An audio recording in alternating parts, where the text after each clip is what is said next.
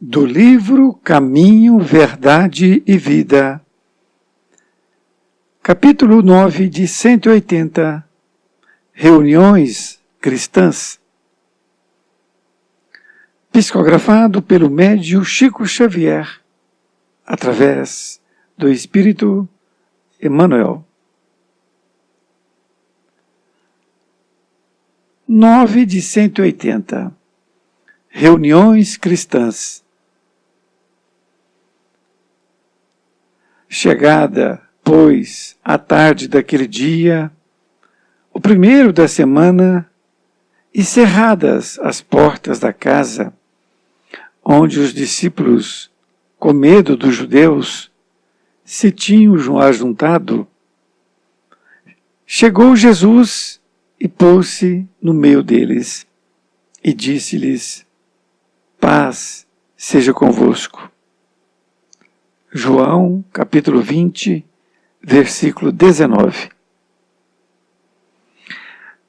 Desde o dia da ressurreição gloriosa do Cristo, a humanidade terrena foi considerada digna das relações com a espiritualidade.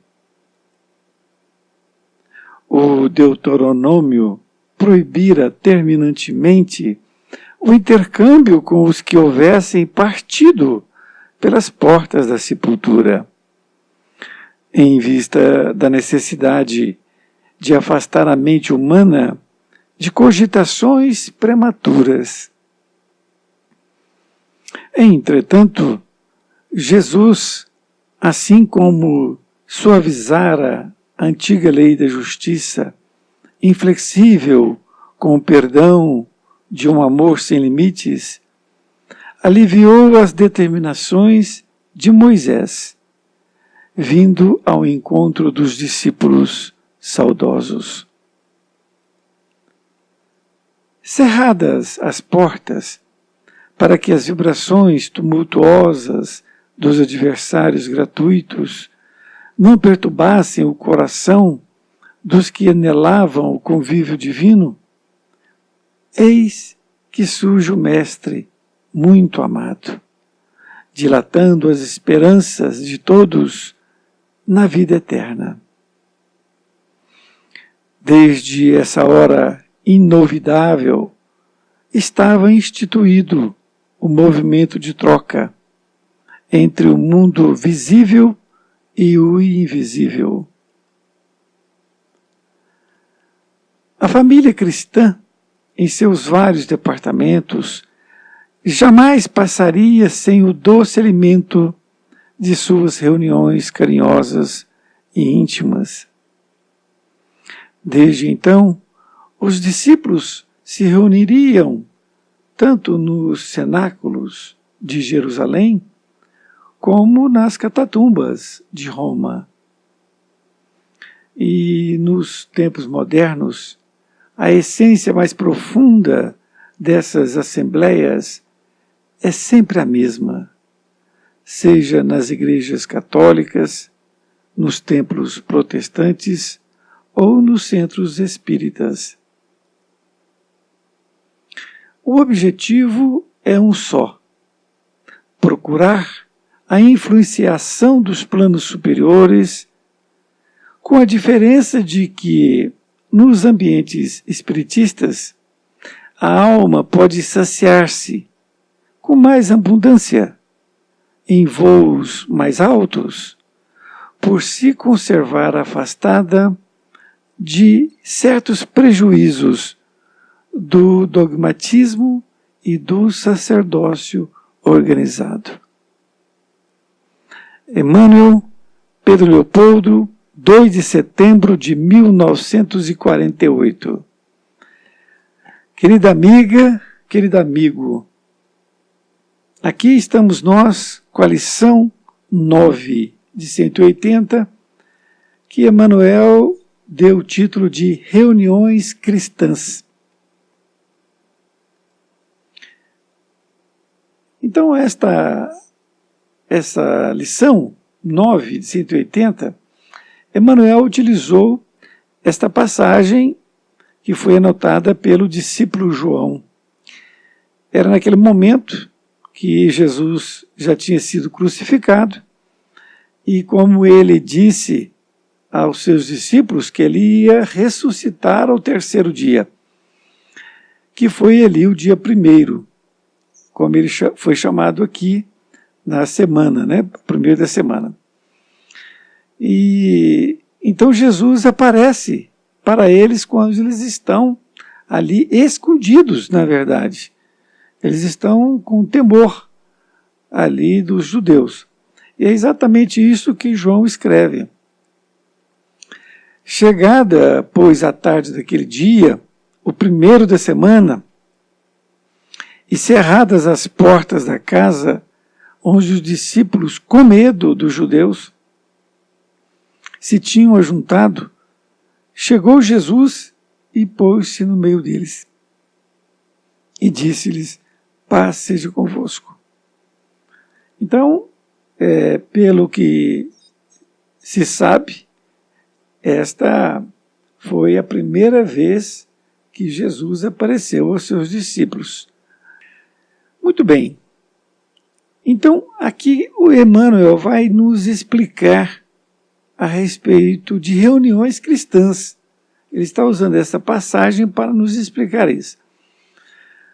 E ele começa dizendo o seguinte: desde o dia da ressurreição gloriosa do Cristo, a humanidade terrena foi considerada digna das relações com a espiritualidade.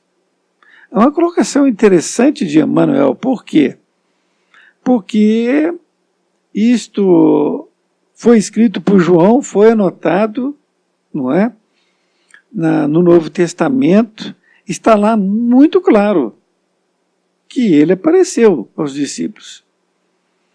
O que, então, Emmanuel diz que esse intercâmbio, não é? Essas relações da espiritualidade com os homens estava ali, então, liberada. Nesta segunda parte, então, Emmanuel vai explicar por quê. Porque no Deuteronômio proibira terminantemente o intercâmbio com os que houvessem partido pelas portas da sepultura, em vista da necessidade de afastar a mente humana de cogitações prematuras. Então, lá no Velho Testamento, estava proibido terminantemente. Inclusive, os nossos amigos, não dos católicos, os católicos até não são assim muito convincentes com isso. É mais mesmo os evangélicos. Eles reportam muito a essa questão, não é? Que está escrito lá que nós não podíamos, os homens não podiam fazer esse intercâmbio. E lá naquela época, porque Emmanuel está explicando aqui, ó, que foi escrito aquilo naquela época,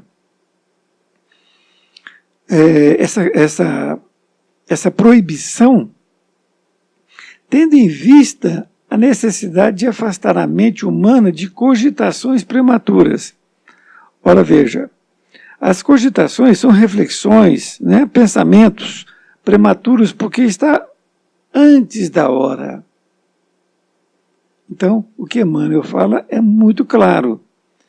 Essa proibição de haver um intercâmbio com o plano espiritual está lá proibindo porque tinha que afastar as mentes dessas cogitações prematuras. Por quê? Estava antes da hora daquilo ser apresentado. Mas a mediunidade aparecia. O que acontecia é que eles faziam mau uso dela. Essa questão se relata muito, não é? No Evangelho, o mau uso. Então, por isso que foi proibido. Agora, quando Jesus veio, de acordo com Emmanuel, ele já nos deu carta branca para que nós pudéssemos, então, ter esse intercâmbio.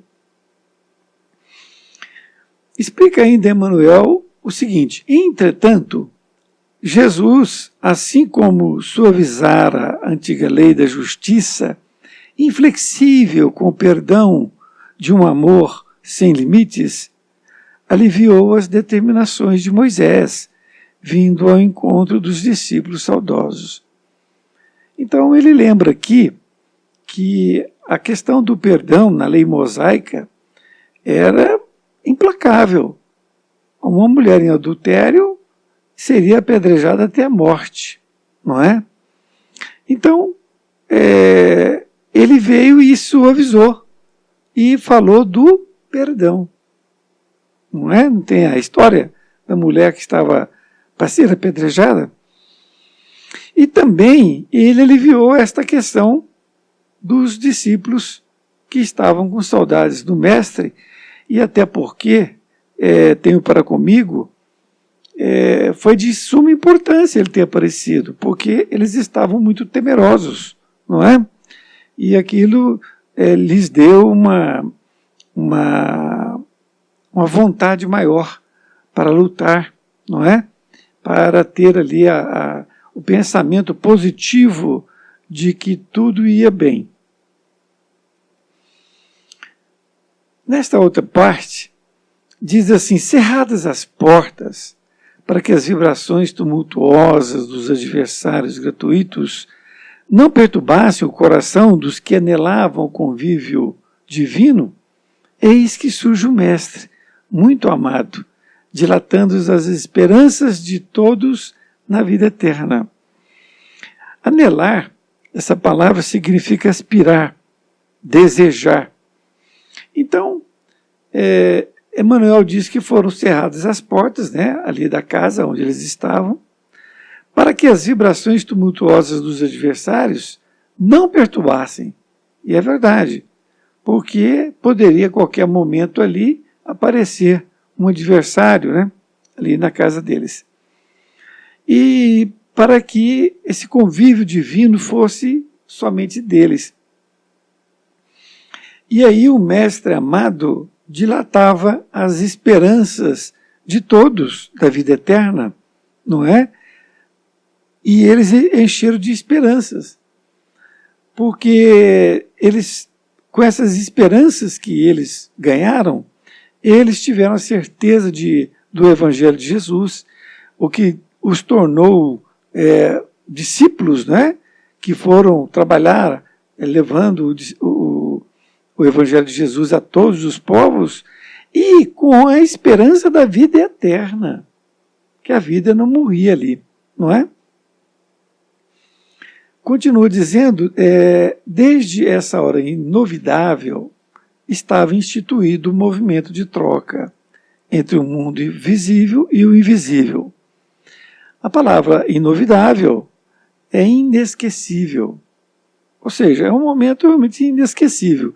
Então, desde esta hora inesquecível, estava instituído o movimento de troca entre o mundo visível e o invisível, ou seja, entre a Terra e o mundo espiritual.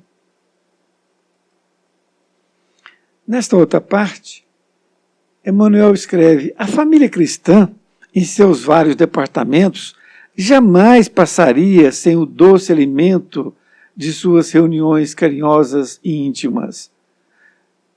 É verdade, porque como que a família cristã ia ter essa certeza da vida eterna, se não fosse essa passagem, não é? A começar por eles, não é mesmo? Então, continuo dizendo, desde então, os discípulos se reuniriam tanto nos cenáculos de Jerusalém, como nas catatumbas de Roma. Então veja bem, com essa primeira apresentação para todos os discípulos, eles ficaram realmente jubilosos, não é? Entusiasmados, e passaram então a se reunir em qualquer lugar que eu digo, escondido dos adversários, naturalmente.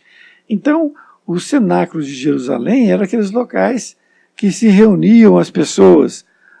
Tem também a denominação, o sinônimo de refeitório. E desta forma, em Jerusalém se reunia nesses locais. E nas catatumbas de Roma, que eram nos cemitérios, não é? No terceiro parágrafo diz assim: e nos tempos modernos, a essência mais profunda dessas assembleias é sempre a mesma, seja nas igrejas católicas, nos templos protestantes ou nos centros espíritas. Uma colocação muito importante que Emmanuel faz aqui. Então, nos templos modernos, ou seja, no de hoje, a essência profunda dessas assembleias é sempre a mesma. Então não importa qual é, não é? A essência é a mesma, seja nas igrejas católicas, nos templos protestantes ou nos centros espíritas.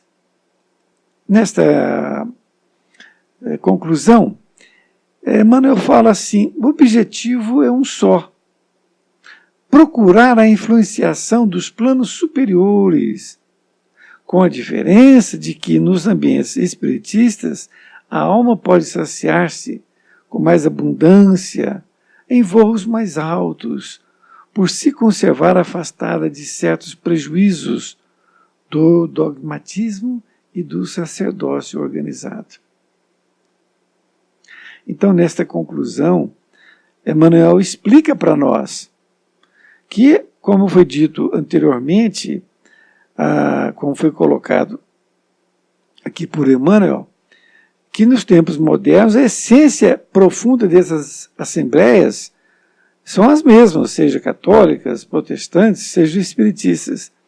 Mas é diferente aqui no espiritismo. Por quê? Então, o objetivo é um só: procurar a influenciação dos planos superiores. Então, tanto os católicos, quanto os evangélicos, quanto os espiritistas, eles procuram esta influenciação superior dos planos mais altos. Porém, nos ambientes espiritistas, a alma pode saciar-se com mais abundância em voos mais altos, por se conservar afastada de certos prejuízos do dogmatismo e do sacerdócio organizado.